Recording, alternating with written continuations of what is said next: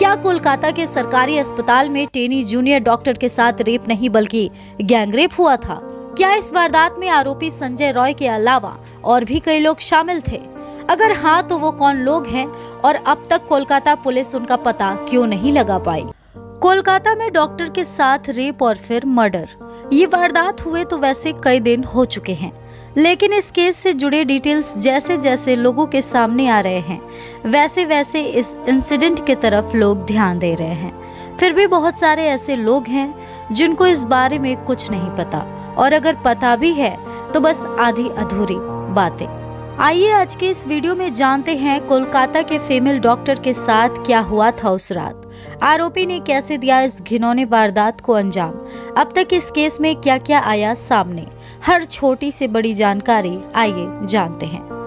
तो ये वारदात है बीते शुक्रवार की, जहां 36 घंटे लगातार लोगों की जान बचाने के बाद, लगातार काम करने के बाद फीमेल डॉक्टर थक जाती है।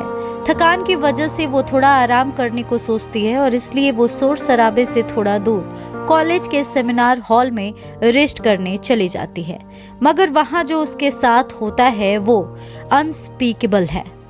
लेकिन फिर भी हम बोलेंगे, पूरा राज खोलेंगे ताकि ये खबर, इससे जुड़ा सच हर कोई जान पाए।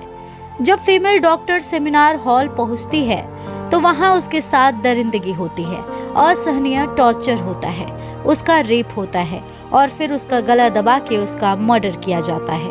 उस फीमेल डॉक्टर की जब डेड बॉडी मिली तो वो ऐसी हालत में थी कि जो भी उसे देखा रो दिया। न शरीर पर एक भी कपड़ा था, न पूरा शरीर पहले जैसा स्वस्थ था। टॉर्चर की वजह से शरीर में हर जगह चोट के निशान थे। उसके दोनों पैर एक दूसरे से बिल्कुल विपरीत दिशा में थे। उस फीमेल डॉक्टर के चश्मे तक को ऐसा कूटा गया था कि उसका जो शीशा था वो आंखों में चुभ गया था, जिस वजह से दोनों आंखें जख्मी हो गई थी और उनसे भी खून बह रहा था। उसके प्राइवेट पार्ट से भी खून आ रहा था। गला दबाकर मारा गया था, जिस वजह से गले पर गहरे काले निशान थे। आपको बता दें कि जो पोस्टमार्टम रिपोर्ट है वो सोशल मीडिया पर जम के वायरल हो रहा है। इस तरह से उस डॉक्टर के साथ घिनौना वारदात हुआ, जिसकी कहानी कोई भी सुन रहा है तो उसकी रूह तक कांप जा रही है। पोस्टमार्टम रिपोर्ट में साफ साफ लिखा है, bleeding from her eyes, bleeding from her mouth, bleeding from her vagina, injury all over her body, lot of fractures. ताज्जुब की बात यह है कि ये घिनौना वारदात तब हुआ जब हमारा देश अपना 77वां स्वतंत्रता दिवस मना रहा है। दुख की बात यह है कि जिस देश में रक्षाबंधन जैसा त्योहार मनाया जाता है, उसी देश में ऐसा घिनौना वारदात होता चला जा रहा है। इस देश में महिला को देवी का रूप कहा जाता है और दूसरी तरफ उसी देवी के आबरूह को चीर दिया जाता है। सबसे बड़ी बात यह है कि आज भारत को आजाद हुए पूरे 77 वर्ष हो चुके हैं, लेकिन इन 77 वर्षों में अब तक करोड़ों महिलाओं के लिए कुछ भी नहीं बदला। हालात बिल्कुल वैसे ही हैं जैसे आज से ठीक 77 साल पहले था इस देश में महिलाओं के लिए। 14 अगस्त 1947 जब देश का विभाजन हुआ था, तब महिलाओं के साथ इसी तरह का वारदात हुआ था। विभाजन का सबसे भयानक रूप महिलाओं को देखना पड़ा था, जहां बहुत सारी महिलाओं का रेप करके हत्या किया गया और उनके शरीर को कहीं प्लेटफॉर्म पर तो कहीं सड़क पर यूं ही फेंक दिया गया। आज 77 वर्षों बाद इसी देश में हर दिन 86 महिलाओं का रेप होता है, जिनमें से कुछ ही को इंसाफ मिल पाता है। बाकी केस तो इन देश की गलियों में कहीं खो से जाते हैं। वो महिला डॉक्टर जिसके साथ ये वारदात हुआ केवल अभी 31 साल की थी। पेशे से वो डॉक्टर थी और जी जान लगा के लोगों की मदद करती थी। इस देश में जहां डॉक्टर को भगवान का दर्जा दिया जाता है, वहीं उसी डॉक्टर के साथ हैवानियत को अंजाम दिया गया। इस घटना को हुए काफी दिन बीत चुके हैं, लेकिन जैसे जैसे दिन बीत रहा है वैसे वैसे इस खबर पर लोगों की नजर पड़ रही है, क्योंकि इस केस से जुड़े बहुत बड़े बड़े राज खुलकर लोगों के सामने आ रहे हैं। आइए इस वीडियो में आगे इन सवालों पर बात करते हैं जो सवाल हर किसी के मन में है। क्या कोलकाता के सरकारी अस्पताल में टेनी जूनियर डॉक्टर के साथ रेप नहीं बल्कि गैंगरेप हुआ था? क्या इस वारदात में आरोपी संजय रॉय के अलावा और भी कई लोग शामिल थे? अगर हाँ तो वो कौन लोग हैं और अब तक कोलकाता पुलिस उनका पता क्यों नहीं लगा पाई? कोलकाता के RG Kar medical college and hospital में ट्रेनी डॉक्टर की रेप के बाद बेरहमी से हत्या कर दी गई। इस वारदात को अंजाम देने वाला रेपिस्ट कातिल संजय राय पुलिस की पकड़ में आ चुका है, मगर बावजूद इसके ये मामला इतना उलझा हुआ है कि सब हैरान हैं। अब कोलकाता हाई कोर्ट के आदेश पर इस मामले की जांच कोलकाता पुलिस से लेकर सीबीआई को सौंप दी गई है। वहीं पीड़िता के साथ हुई दरिंदगी का जिक्र करते हुए डॉक्टर गोस्वामी ने कहा कि वारदात डराने वाली है। डॉक्टर ने कहा, पीड़िता के परिजनों ने मुझे पोस्टमार्टम की रिपोर्ट भी दिखाई जो बताती है कि डॉक्टर के सिर से पैर तक कोई भी अंग ऐसा नहीं था जहां जख्म न हो।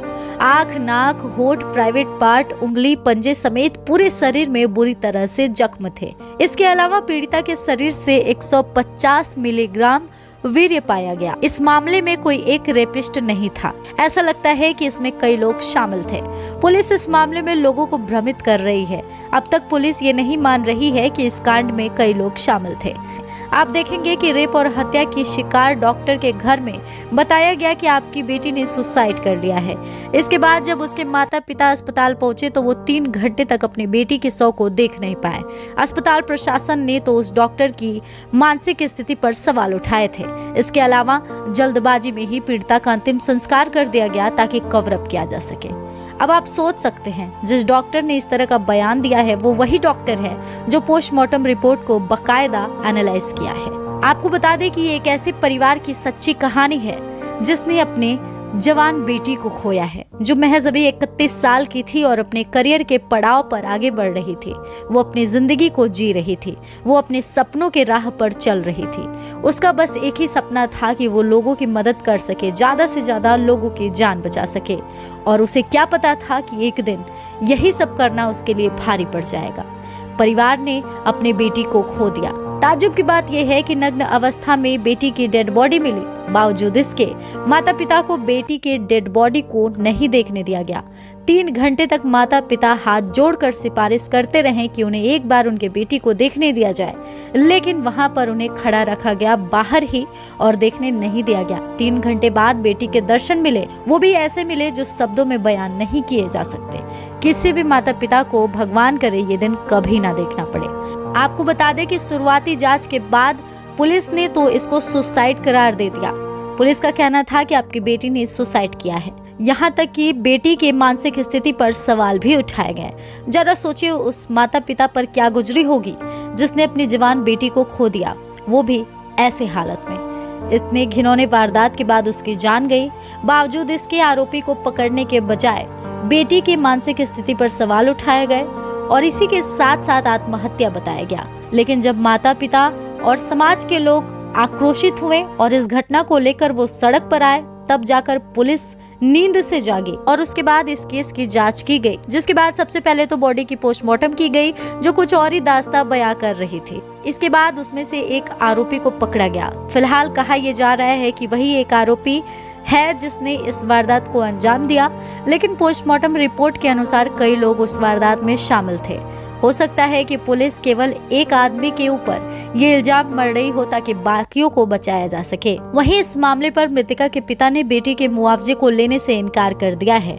उन्होंने कहा है कि अगर हम उसकी जान के बदले पैसे लेंगे तो वो बहुत दुखी होगी, अगर उसे इंसाफ मिलेगा तो वो जहां होगी सुकून से रहेगी। आपको बता दें कि इस केस में अब तक केवल एक ही आरोपी गिरफ्तार हुआ है। फिलहाल डॉक्टर के बयान के बाद ये चारों तरफ खबर फैल गई है कि पीड़िता का रेप नहीं बल्कि गैंगरेप हुआ है। गैंगरेप हुआ है तो मतलब आरोपी भी कई होंगे।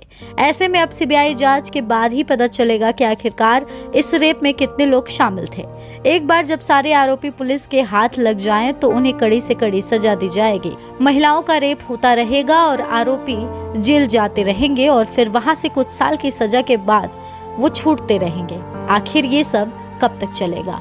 महिलाओं का सम्मान करना और महिलाओं को सुरक्षित रखना ये दोनों अलग चीजें हैं। एक तरफ हमारा भारत देश महिलाओं को देवी का दर्जा देता है, उसे पूजनीय बताता है, वहीं दूसरी तरफ इसी देश के लोग इसी महिला के साथ ऐसी घिनौनी वारदात को अंजाम देते हैं और फिर यही देश उन महिलाओं को इंसाफ नहीं दिला पाता। जितने भी रेप होते हैं हमारे देश में, उसमें से कुछ प्रतिशत महिलाओं को इंसाफ मिलता है और आरोपियों को फांसी की सजा होती है। बाकी ज्यादातर केसेस में केस दबा दिए जाते हैं, आरोपी गिरफ्तार ही नहीं होते और अगर होते भी हैं तो कुछ साल के बाद वो फिर बाहर आ जाते हैं। हमारे देश की सरकार को चाहिए रेप जैसे घिनौने क्राइम पर ऐसी सजा बनाई जाए कि उसकी रूह तक कांप जाए। जो भी आरोपी हो, अगर कड़ी से कड़ी सजा दी जाएगी, वैसे ही बेइंतहा टॉर्चर किया जाएगा, उनकी जिंदगी को जहन्नुम बना दिया जाएगा, तो मुझे यकीन है कि 10 में से 8 अपराधी तो अपराध करने से पहले 100 बार जरूर सोचेंगे। वेल, इस वीडियो में बस इतना ही। आपको ये जानकारी अच्छी लगी हो तो आगे इस वीडियो को और शेयर कीजिए ताकि बाकी लोगों तक भी इस केस से जुड़ी सही और सटीक जानकारी पहुंच पाए। बाकी फिर मिलेंगे इसी तरह के इंफॉर्मेटिव खबरों के साथ। वीडियो पर आपकी क्या राय है कमेंट सेक्शन में मेंशन करें और इस तरह के तमाम अपडेट्स के लिए हमें फॉलो करें।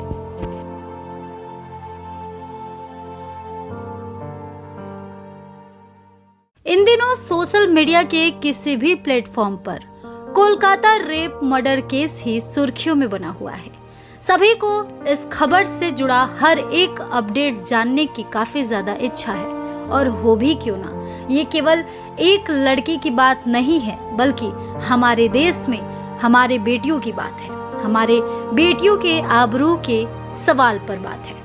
इसलिए इस खबर के बारे में हर छोटी बड़ी जानकारी सभी को जाननी है और इंसाफ की मांग करनी है, ताकि आने वाले समय में फिर किसी बेटी के साथ इस तरह का हादसा ना हो। दरअसल जब से कोलकाता में ये वारदात हुआ है, तभी से लगातार इससे जुड़े हर छोटी बड़ी खबरों को सोशल मीडिया पर चलाया जा रहा है। नए नए खुलासे हो रहे हैं, नए नए अपडेट सामने आ रहे हैं। अब इसी केस से जुड़ा एक बड़ा अपडेट सामने आया है, आइए बताते हैं उसके बारे में। दरअसल कोलकाता के आरजीकर मेडिकल कॉलेज और अस्पताल में हुए रेप मर्डर केस की जांच कर रही सीबीआई डीएनए और फॉरेंसिक रिपोर्ट पर अखिल भारतीय आयुर्विज्ञान संस्थान यानी एम्स के विशेषज्ञों से परामर्श करने वाली है। ऐसे केस को मजबूत बनाने के लिए किया जा रहा है। एक सीबीआई अधिकारी ने बताया कि इस रिपोर्ट से जांच एजेंसी को ये पता लगाने में भी मदद मिलेगी कि क्या संजय रॉय ही एकमात्र आरोपी है या इस अपराध में अन्य लोग भी शामिल हैं। इस तरह से ये साफ हो जाएगा कि लेडी डॉक्टर से रेप हुआ था या फिर गैंगरेप। इस सवाल का जवाब इस वक्त पूरा देश जानना चाहता है। सीबीआई अब तक इस बात पर काम कर रही है कि संजय रॉय ही अपराध में एकमात्र आरोपी है, लेकिन एम्स के विशेषज्ञों की राय मिलने के बाद ही अन्य लोगों की संलिप्तता से इनकार किया जाएगा। आरजीकर मेडिकल अस्पताल के सेमिनार हॉल में 9 अगस्त को जूनियर डॉक्टर का शव मिला था, जिसकी बलात्कार के बाद हत्या की गई थी। कोलकाता पुलिस ने सीसीटीवी फुटेज के आधार पर 10 अगस्त को मुख्य आरोपी संजय रॉय को गिरफ्तार किया था। संजय रॉय तो 9 अगस्त को सुबह 4:03 पर सेमिनार हॉल में प्रवेश करते हुए देखा गया था। सीसीटीवी फुटेज के आधार पर उससे गहन पूछताछ की गई थी और पुलिस ने उसके बाएं गाल पर चोट, बाएं हाथ में अनामिका उंगली पर खरोच, जांघ के पीछे खरोच और अन्य कई निशान देखे थे, जिससे पता चला कि पीड़िता ने उसके साथ संघर्ष किया था। मेडिकल जांच के दौरान आरोपी के स्वाब और स्मीयर, वीर्य, बाल, नाखून की कतरन और टुकड़े एकत्र किए गए थे।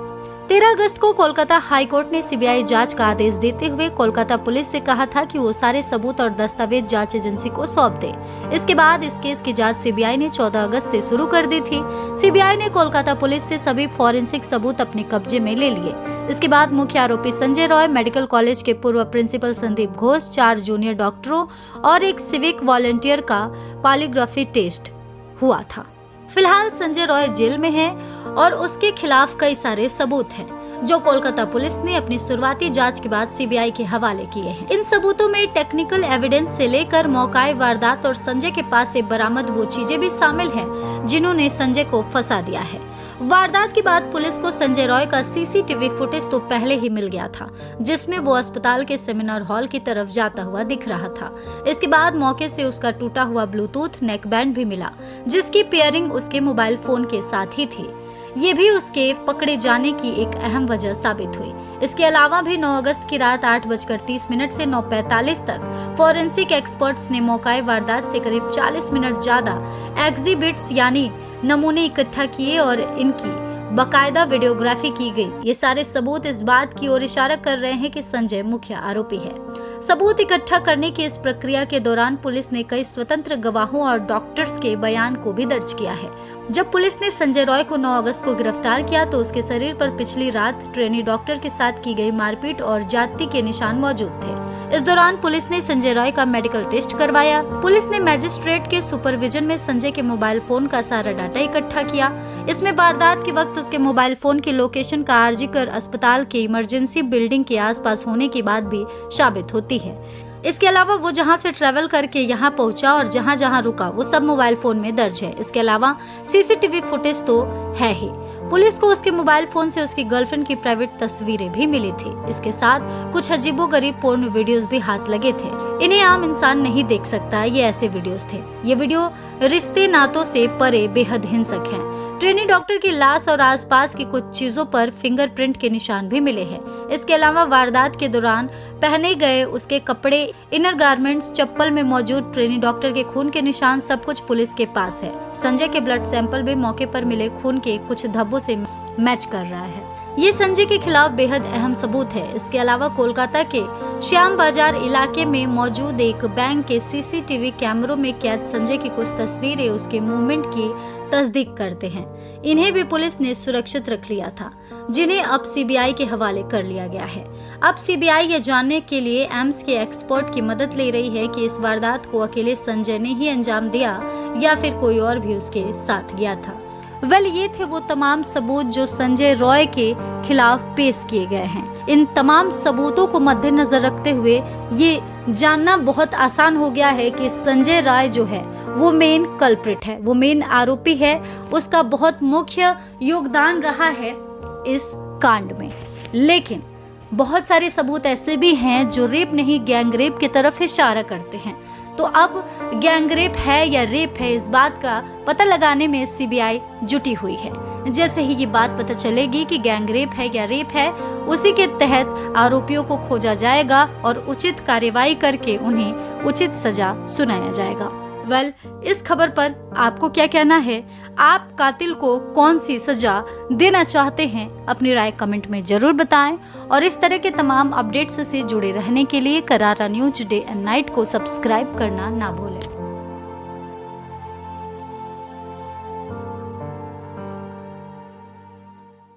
कोलकाता में ट्रेनी डॉक्टर रेप केस में एक बड़ा अपडेट सामने आया है। आइए आज के इस वीडियो में हम आपको बताते हैं कि कोलकाता में हुए ट्रेनी डॉक्टर के साथ रेप और उसके बाद हत्या के मामले में क्या कुछ सामने आया है। जैसा कि आप सब जानते हैं, कोलकाता में हुए ट्रेनी डॉक्टर के साथ रेप और फिर मर्डर का जो ये केस था वो इस कदर उलझ गया था कि इसकी गुत्थी सुलझ ही नहीं रही थी। इसके बाद इस केस को सीबीआई को हैंडओवर कर दिया गया था ताकि वो अच्छे से पता कर पाए कि आखिर मामला क्या है और आरोपी कौन कौन है। क्या ट्रेनी डॉक्टर का रेप हुआ था या फिर सामूहिक रेप हुआ था और किस तरह से था, कौन कौन उसमें शामिल था। सीबीआई ने 13 अगस्त को इस केस की जिम्मेदारी ले ली थी और अब जाकर सीबीआई ने अपनी एक रिपोर्ट तैयार की है जिसमें बहुत बड़ा खुलासा किया है। चलिए आज के इस वीडियो में बताते हैं कि ट्रेनी डॉक्टर के साथ उस वक्त क्या हुआ था। क्या वो सामूहिक बलात्कार था या सिर्फ बलात्कार था? क्या एक लोग शामिल थे या अन्य कई लोग भी शामिल थे, और अगर थे तो कौन कौन थे? आइए परत दर परत आपको जानकारी देते हैं। कोलकाता में ट्रेनी डॉक्टर की हत्या के मामले में सीबीआई ने नया खुलासा किया है। केंद्रीय जांच एजेंसी को अब तक की जांच से पता चला है कि डॉक्टर के साथ गैंग रेप नहीं हुआ था। सीबीआई के मुताबिक आरजीकर मेडिकल कॉलेज और अस्पताल में डॉक्टर के रेप और हत्या में संजय राय नामक व्यक्ति की ही संलिप्तता है। आपको बता दें कि 13 अगस्त को इस मामले की जांच की जिम्मेदारी सीबीआई को सौंपी गई थी। इसी के साथ साथ आपको बता दें कि इंडिया टुडे ने सूत्रों के हवाले से बताया है कि फॉरेंसिक रिपोर्ट में ये भी बताया गया है कि डॉक्टर का बलात्कार और हत्या संजय राय नामक व्यक्ति ने ही की थी। वो कोलकाता पुलिस से जुड़ा हुआ था। डीएनए रिपोर्ट ने भी उसकी संलिप्तता की पुष्टि की है। संजय राय को 10 अगस्त को गिरफ्तार किया गया था। इससे ठीक एक दिन पहले अस्पताल के सेमिनार हॉल में डॉक्टर का अर्धनग्न शव मिला था। इसके अलावा सीबीआई ने सीसीटीवी फुटेज की भी जांच की है, जिसमें उसे इस इमारत में प्रवेश करते हुए देखा गया था जहां डॉक्टर की हत्या की गई थी। आरोपी का घरेलू हिंसा का इतिहास रहा है। इसके बावजूद उसके अस्पताल के सभी विभागों में पहुंच थी। उसे क्राइम सीन से उसका ब्लूटूथ हेडसेट मिलने के बाद गिरफ्तार किया गया था। आपको बता दें कि सीबीआई ने इस मामले में और लोगों की संलिप्तता पर अपनी जांच पूरी नहीं की है। एजेंसी द्वारा फॉरेंसिक रिपोर्ट को स्वतंत्र विशेषज्ञों को उनकी अंतिम राय लेने के लिए भेजे जाने की संभावना है। इससे पहले एक डॉक्टर ने ये दावा किया था कि पीड़िता के साथ सामूहिक बलात्कार किया गया होगा। इसी के साथ साथ आपको बता दें कि पीड़िता के माता पिता ने भी कोलकाता हाई कोर्ट के समक्ष ये तर्क रखा है, जिसमें उसके शरीर में काफी मात्रा में वीर्य की मौजूदगी का आरोप लगाया गया है, जो सामूहिक बलात्कार का संकेत देता है। बहरहाल इस खबर में बस इतना ही। आपको इस खबर पर क्या कुछ कहना है, अपनी राय हमें कमेंट करें और इस तरह के तमाम अपडेट्स से जुड़े रहने के लिए करारा न्यूज डे एंड नाइट को सब्सक्राइब करना ना भूलें।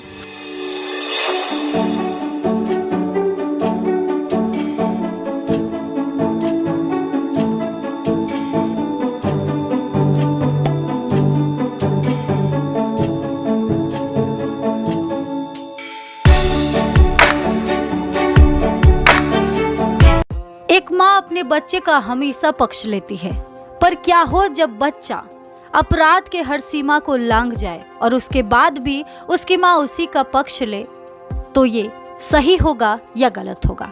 अगर आप नहीं समझे तो आइए आज के इस वीडियो में हम आपको वो सच बताते हैं जो शायद आप अब तक नहीं जानते हैं। पश्चिम बंगाल की राजधानी कोलकाता में रेप और हत्या मामले को लेकर पूरा देश गुस्से में है। सुप्रीम कोर्ट ने आरजी कर मेडिकल कॉलेज एंड हॉस्पिटल में रेप और हत्या को लेकर अप्राकृतिक मौत का मामला दर्ज करने में कोलकाता पुलिस की ओर से की देरी को बेहद परेशानी वाली बात बताई है। इस बीच मुख्य आरोपी संजय राय की मां ने बताया कि उनका बेटा बेकसूर है। दरअसल एनडीटीवी की रिपोर्ट के मुताबिक आरोपी संजय राय की मां ने कहा, जो किया वो समझेगा। इस घटना में एक आदमी नहीं है बल्कि कई आदमी हैं। मेरे बेटे ने कुछ भी गलत नहीं किया है, वो बेकसूर है। आरोपी की मां ने बताया कि उसके बेटे ने एक ही शादी की थी, उसकी 4 शादी नहीं हुई है। जहां संजय राय की मां रहती हैं, वहीं पास में उनकी बड़ी बहन भी रहती हैं। उन्होंने बताया कि संजय की 2 शादी हुई थी।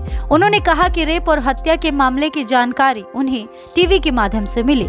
आरोपी की बहन ने कहा कि अगर उसने कुछ वाकई में गलत किया है तो उसे सजा मिले, लेकिन वहीं मां ने इस बात को मानने से इनकार कर दिया है। आरोपी की मां का कहना है कि उस ट्रेनी डॉक्टर का सामूहिक रेप हुआ है जिसमें उसका बेटा शामिल नहीं था, वो बेकसूर है।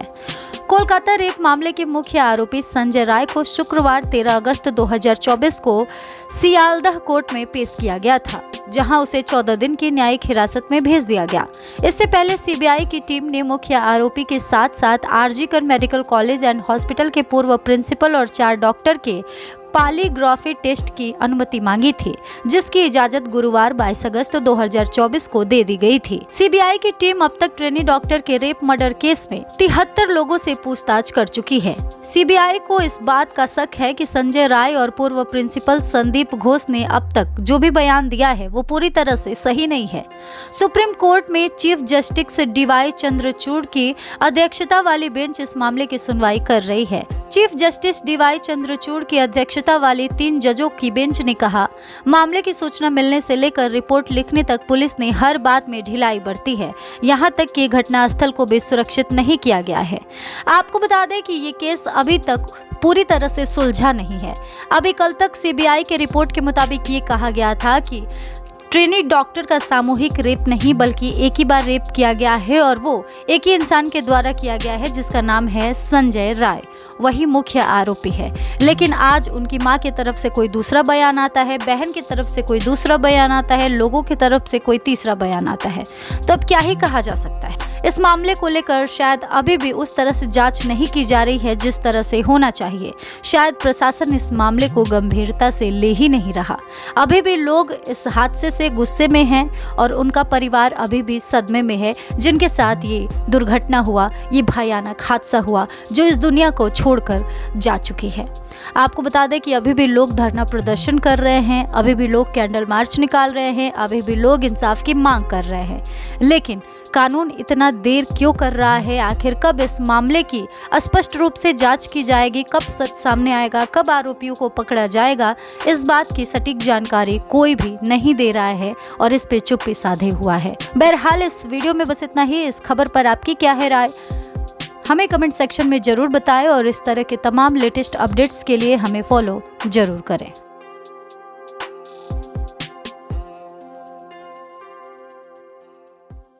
आरोपी संजय रॉय ने क्यों किया था पीड़िता का कत्ल? क्यों रेप और उसके बाद मर्डर को आरोपी ने दिया अंजाम? दरअसल सीबीआई जांच में हुआ बड़ा खुलासा। आइए जानते हैं एक एक करके सब कुछ। कोलकाता के आरजीकर मेडिकल कॉलेज में डॉक्टर के साथ कथित बलात्कार और हत्या मामले में मुख्य आरोपी संजय रॉय ने पूछताछ में बताया है कि उसने सेमिनार हॉल में जाते ही पीड़िता के साथ रेप करने की कोशिश की थी। उस वक्त पीड़िता गहरी नींद में थी। पीड़िता ने बचाव की कोशिश की और इस दौरान उसे हल्की चोटें भी आई। आरोपी ने पूछताछ में बताया कि रेप करने के दौरान उसने पीड़िता को इसलिए मार दिया क्योंकि वो शोर मचाने की कोशिश कर रही थी। संजय रॉय ने बताया कि उसने डॉक्टर का गला जोर से दबाया हुआ था और तब तक दबाए रखा जब तक उसने अपना दम नहीं तोड़ दिया। संजय रॉय बॉक्सिंग का अच्छा खिलाड़ी था, इसलिए पीड़िता उसके हाथों से खुद को बचा नहीं पाई। संजय रॉय ने अपने मेडिकल के दौरान भी इस बात का खुलासा किया था। कोलकाता पुलिस ने मेडिकल कॉलेज के सेमिनार हॉल में 31 वर्षीय डॉक्टर का शव मिलने के एक दिन बाद 10 अगस्त को संजय रॉय को गिरफ्तार किया था। सीसीटीवी फुटेज और डॉक्टर के शव के पास एक ब्लूटूथ डिवाइस मिलने के बाद संजय रॉय की गिरफ्तारी की गई थी, जिसे कॉलेज के सेमिनार हॉल में प्रवेश करते हुए कथित तौर पर देखा गया था, जहां सुबह करीब 4 बजे शव मिला था।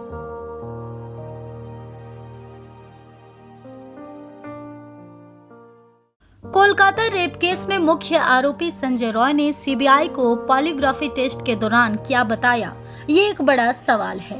RG Kar medical college and hospital की ट्रेनी डॉक्टर के रेप और मर्डर केस में संजय रॉय का लाई डिटेक्टर टेस्ट हो चुका है। दावे के मुताबिक इस दौरान संजय रॉय ने बताया कि जब वो घटना स्थल पर पहुंचा तो डॉक्टर की मौत हो चुकी थी। मुख्य आरोपी संजय रॉय का पॉलीग्राफी टेस्ट जेल में ही किया गया। वहीं पूर्व प्राचार्य संदीप घोष, घटना की रात ड्यूटी पर मौजूद 4 चिकित्सकों और एक सिविल वॉलंटियर समेत 6 अन्य का पॉलीग्राफी टेस्ट सीबीआई के कोलकाता स्थित कार्यालय में किया जा रहा है। आशंका जताई जा रही है कि लाई डिटेक्टर टेस्ट के दौरान संजय रॉय ने कई सवालों के गलत जवाब दिए हैं। टाइम्स ऑफ इंडिया के रिपोर्ट्स के मुताबिक संजय रॉय इस टेस्ट के दौरान काफी परेशान नजर आ रहा था। जब सीबीआई ने उससे कई सबूतों के बारे में पूछताछ की तो उसने कई बहाने बनाए। बताया जा रहा है कि संजय रॉय ने दावा किया कि जब उसने देखा तो पीड़िता की मौत हो चुकी थी। उसने ये भी कहा है कि वो डर के मारे परिसर से भाग निकला। वहीं कोलकाता पुलिस के मुताबिक संजय रॉय ने पूछताछ में रेप और मर्डर की बात कबूल की थी। हालांकि बाद में उसने कहा कि वो बेकसूर है और उसे फंसाया जा रहा है। इससे पहले संजय रॉय ने जेल के गार्डों से बताया था कि वो रेप और मर्डर के बारे में कुछ नहीं जानता। इसके अलावा सियालदाह की कोर्ट में एडिशनल चीफ ज्यूडिशियल मजिस्ट्रेट के सामने भी उसने ये बात कही थी।